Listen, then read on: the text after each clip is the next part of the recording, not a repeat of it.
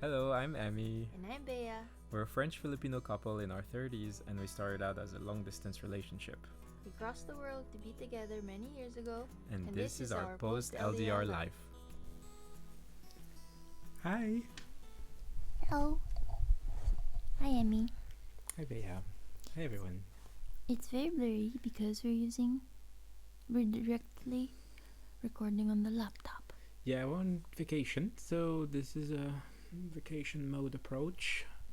We're a little pressed for time in terms of editing schedule, so we decided to do an all-in-one setup rather than having to sync stuff. Basically, what happened is that we were gonna record in the morning, but we took a nap instead. A long one. What? A long one. A long one, yeah.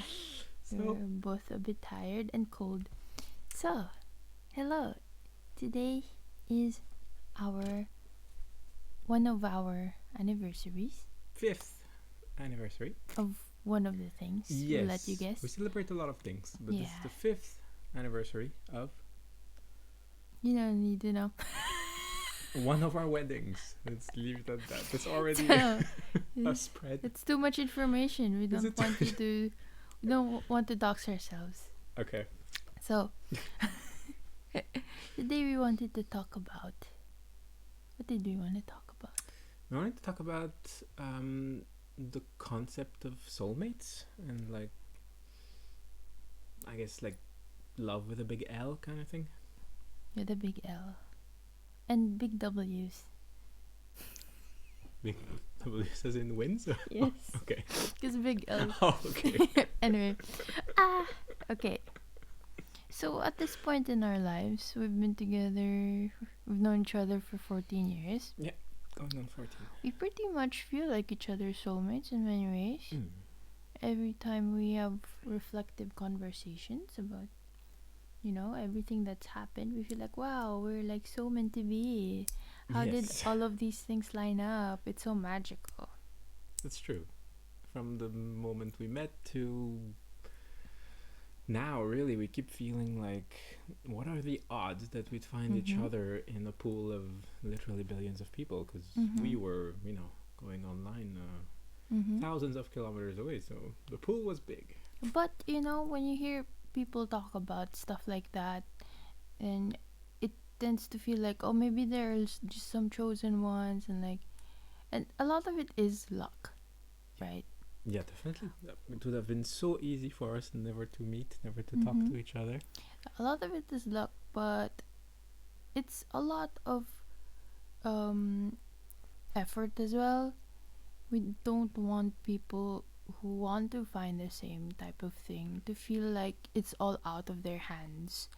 Um, we had a lot of luck and a lot of privilege having been able to pursue each other, but we also wanted to talk about the other elements that go into it, into a long-term relationship, because even when everything feels like the movie serendipity in your relationship, if you don't put any effort from yourselves, then it could fade. The magic could fade, because it's all about perception.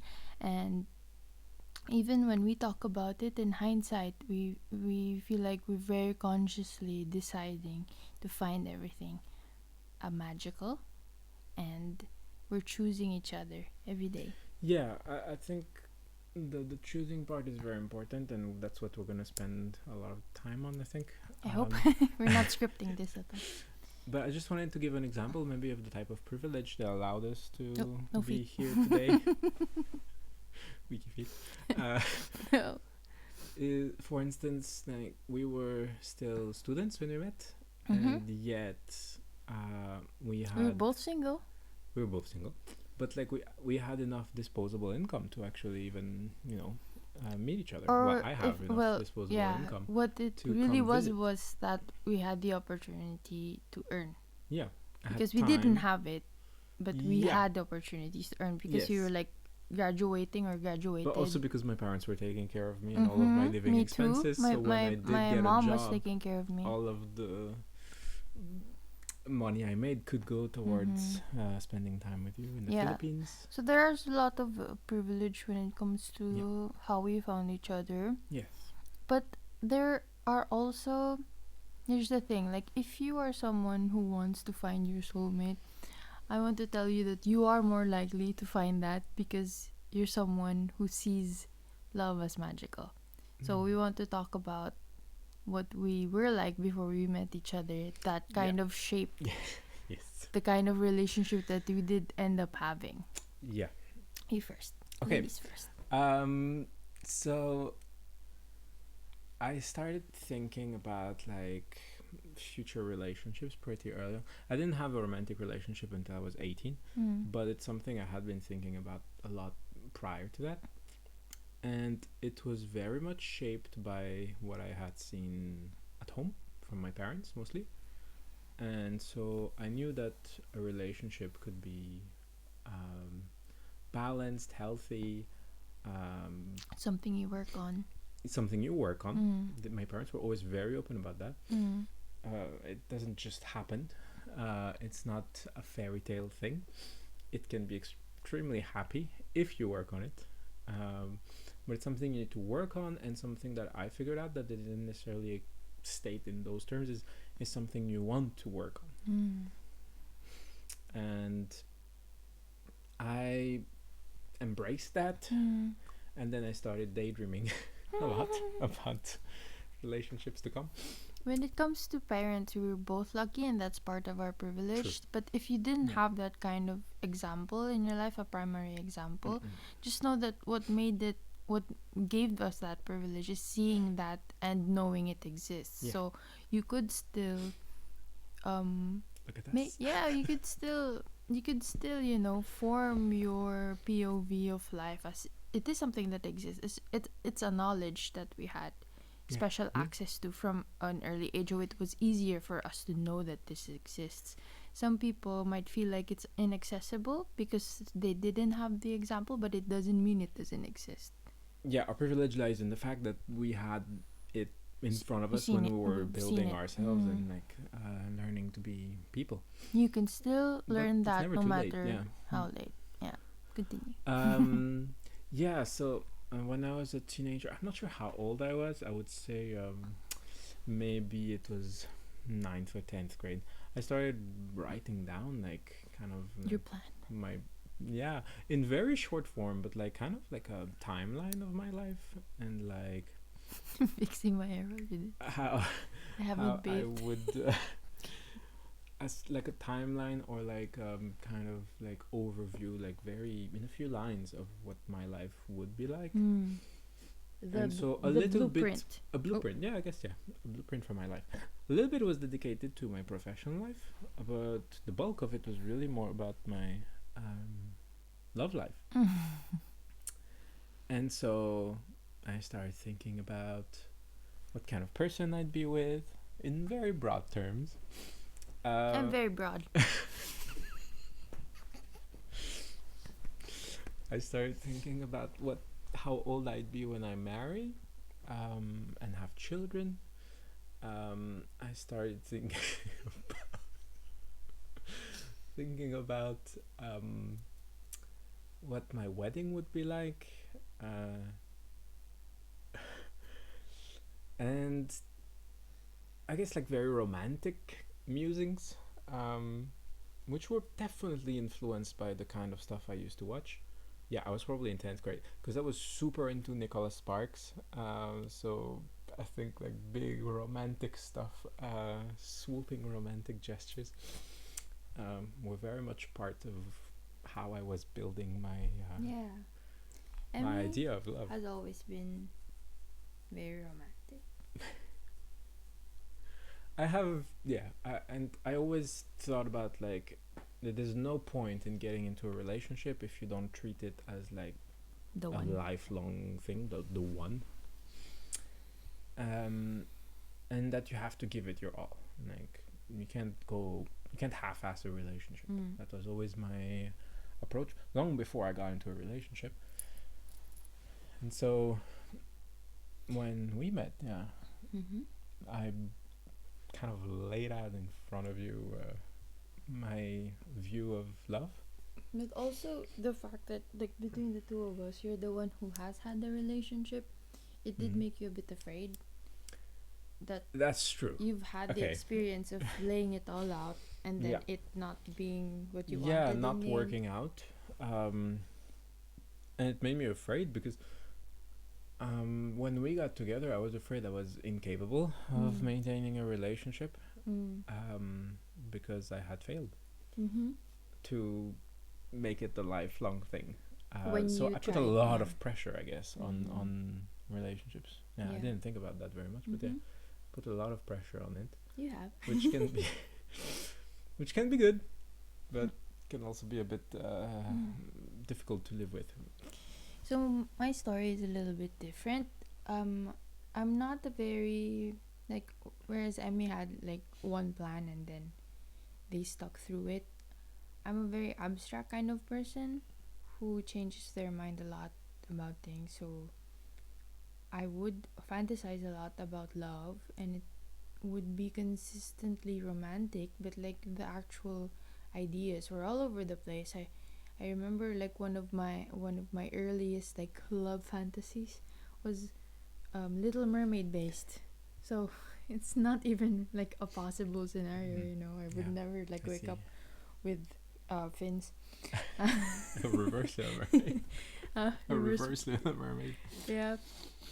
So yeah, but I had a phase of like obsessing over people that I would never talk to because I Mm. didn't want the illusion to be broken. Subconsciously, I didn't know I was doing this, but I would have like parasocial crushes and I would have um um what they call limerence, which is like when you build up this idea of a person you do know but you never actually have a relationship with a Mm. person, but it's like just in your head, like you're not like believing you are together, but Yeah, yeah. you have like this feeling of like, oh, one day or one Mm-hmm. day, that kind of thing, like You around idealize the a idealized relationship. relationship. Mm-mm. But what stayed consistent was this feeling of like, yeah, idealizing love itself. Like it was like I never knew it. I guess I didn't look at it as that until I met Emmy. But like we realized that we were both people who always, like, if we would put together, the usual life goals of people, it's like, oh, success or Mm. money or like this and that, having a yacht or a mansion. We both really always put love in the center of it. Yeah, Like we wanted definitely. to feel this kind of pure love. Like Mm-mm. even though my ideas of love were kind of really um not so consistent, not always so wholesome, especially us who grew up in like 2000s. We had Mm-hmm. really kind of messed up ideas of Mm-hmm. love from like all of the sexist movies that Yeah, we. looking back, Nicholas Sparks was not the worst thing to be inspired by. Not the best thing. Not the best, Not the but best like thing. not Not the the worst. worst, but not the best. But we had bad examples, but there was this Yeah. pure kind of love that we were both Which again, thanks idealizing. to our parents. Yeah.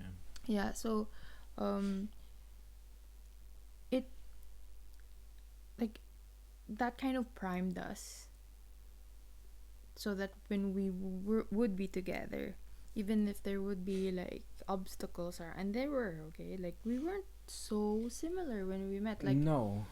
right Also, now we feel like soulmates, and yeah. like we told you earlier, it feels like retrospectively like, oh, we're like soulmates, everything like we just lined up and it was all magic. But that's a perspective. When we first met, we were so different.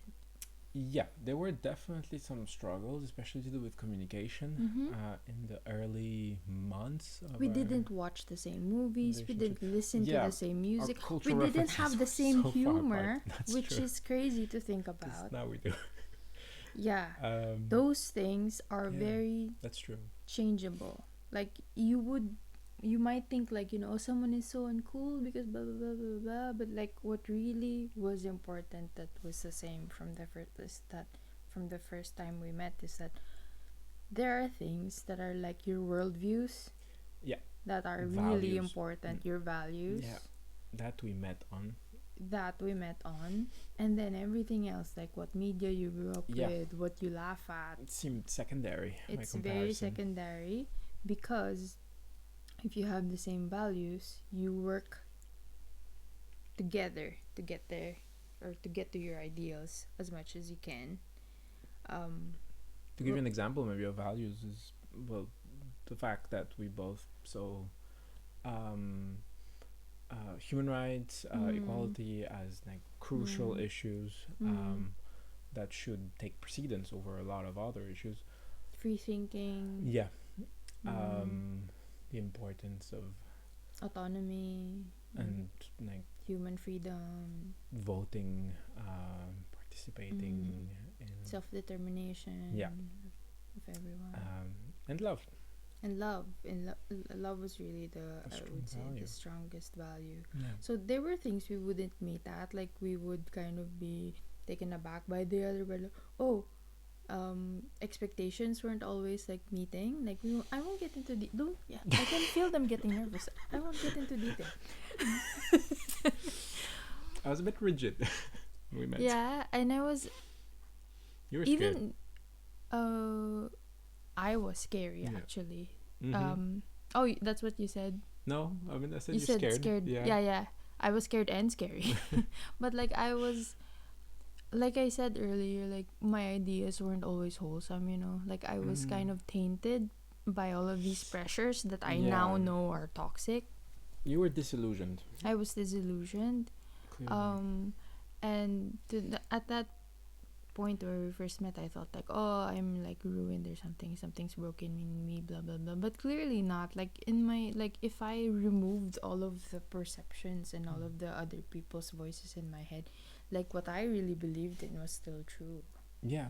Which is, you could like stay with the same like I'm an aspiring monogamist, like like I really want to be with one person and stay with that person and keep changing with that person. Yeah, I was sure than you were in the early stages of our relationship, but it didn't take much to convince you. That just so you know, like when we first started speaking, it was like maybe like 6 weeks after that we were like, oh, I guess we're together now. And then like shortly after that, there was no proposal. We never talked about this publicly. No. But we never proposed to each other. No. Because we just like, why would we do this if not? And then we just like lived our lives kind of going to that direction. And then we made it happen 5 years ago. Yeah, marriage is something we started talking about in the early weeks of it our barely relationship. felt like a big deal. Actually, before even we officialized our relationship, we were not talking necessarily about getting married to each other, but we were already sharing our thoughts and ideas about marriage. And so it was not scary ever for us. That's also something that we both had to deal with, is because we did model ourselves after like examples like our parents and whatnot.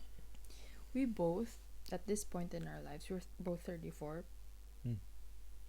We don't exactly feel like we fit the mold of who we thought 30 plus year olds would be like when they hit our age. We very much both feel kind of like babies a bit, like we're kind of still learning how to adult. But that's like an expectation that we had to let go. There are expectations that you have to uphold, and then expectations that you have to let go. And when you search for love, well, this is our belief, right? Because we talked about, we believe in equality, self-determination, and freedom. The things that you choose to let go shouldn't come at the cost of your freedom and your self-determination. Because like what we chose to let go is like, for example, the pressures of becoming like our idea of what a 35-year-old would be when we were children looking at 35-year-olds, right? Yeah. Because that's a type of expectation that doesn't really take away your freedom, and you're like, this is like a world where things just happen, and like the world has changed a lot. Like for our generation, we don't have the same opportunities as the past one. So like that's the type of thing that you should let go, because it might actually get in the way of you really being present in your relationship. Like if we let that pressure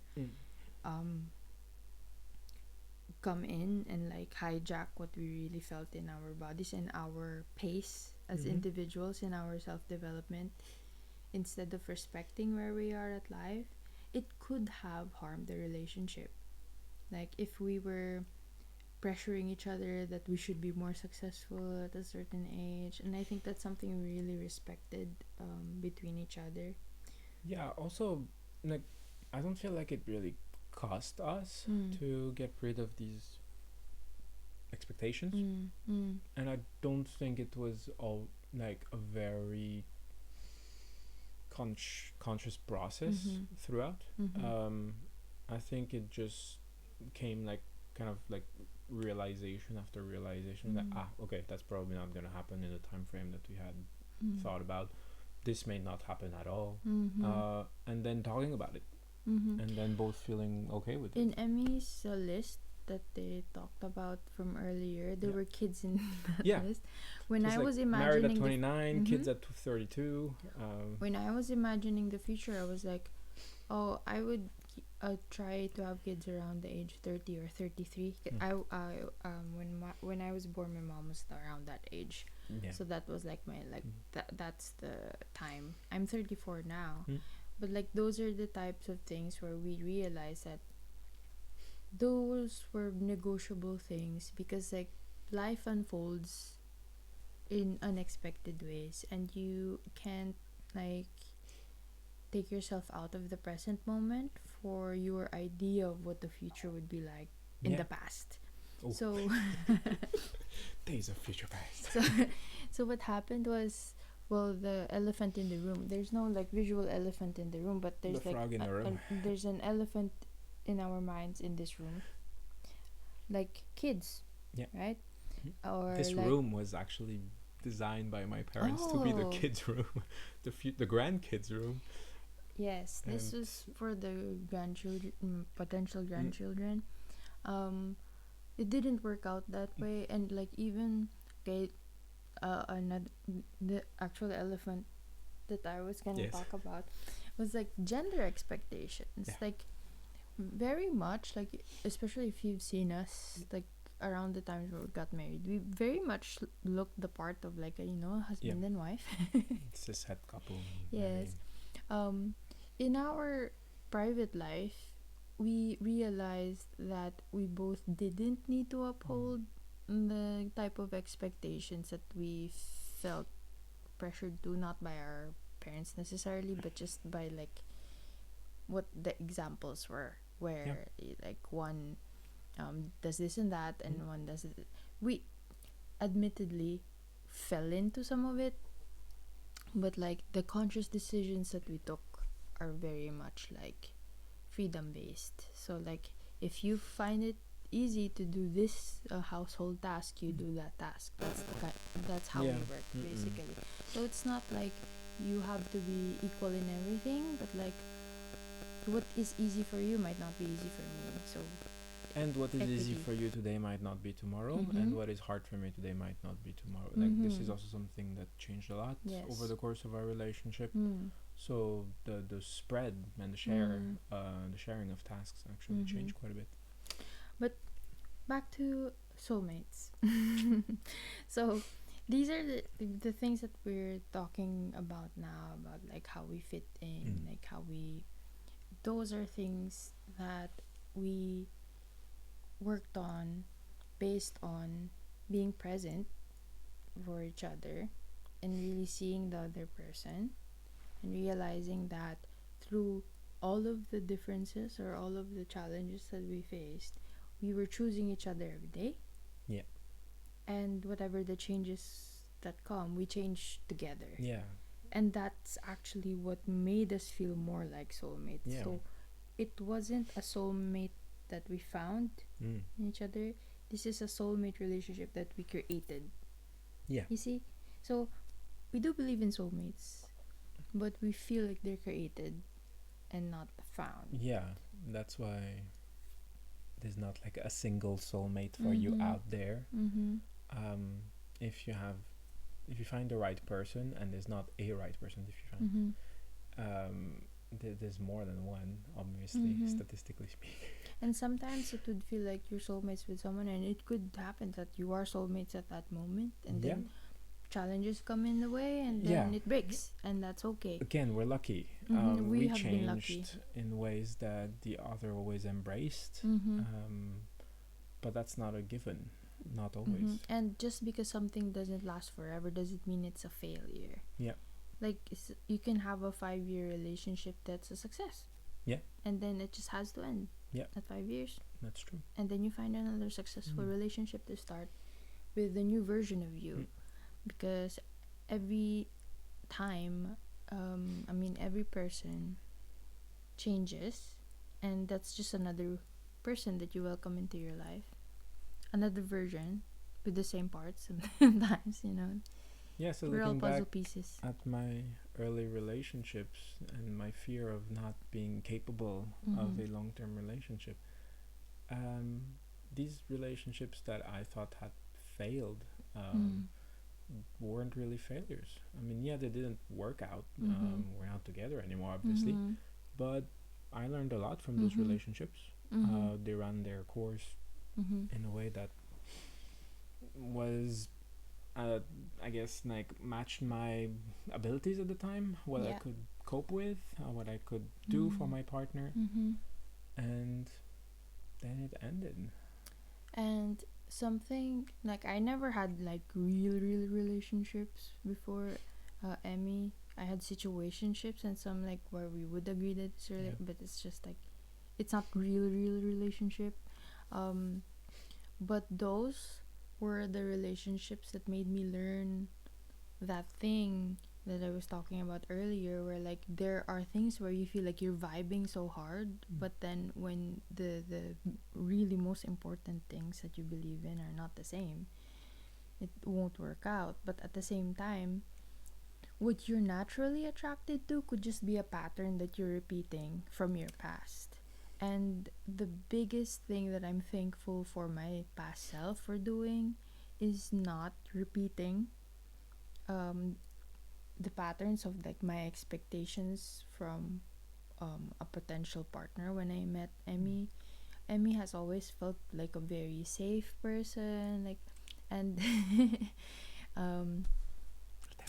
um, but like I was like, I feel like my brain at that time, like I told you, it was a bit, tinged with the negative media I was consuming, perhaps around that age or before that age. There was like a risk factor that I thought needed to be there. Like I was attracted to being a bit neglected, being like the person being a bit cold, and Emmy was not. Emmy has always been warm. Emmy was the one checking on me when I would not reply right away, and I used to be the one that always did that. And there was the voice in my head that like, this is different. Like it's almost like off-putting because it's different from the people I liked in the past. But just because it doesn't repeat the pattern doesn't mean it's bad. And just because that's not what you're naturally attracted to in um in the present, it that doesn't mean you wouldn't develop more feelings with the person when it's like a very loving, growing space. It's like a space to grow, a space to explore, a space to discover what excites you. Actually, you can like just like really like have a talk about it, yeah, just don't be a slave to your own trauma basically, and don't try to keep repeating how you've been hurt in the past thinking that that's love. Yeah, because we've seen many people do this.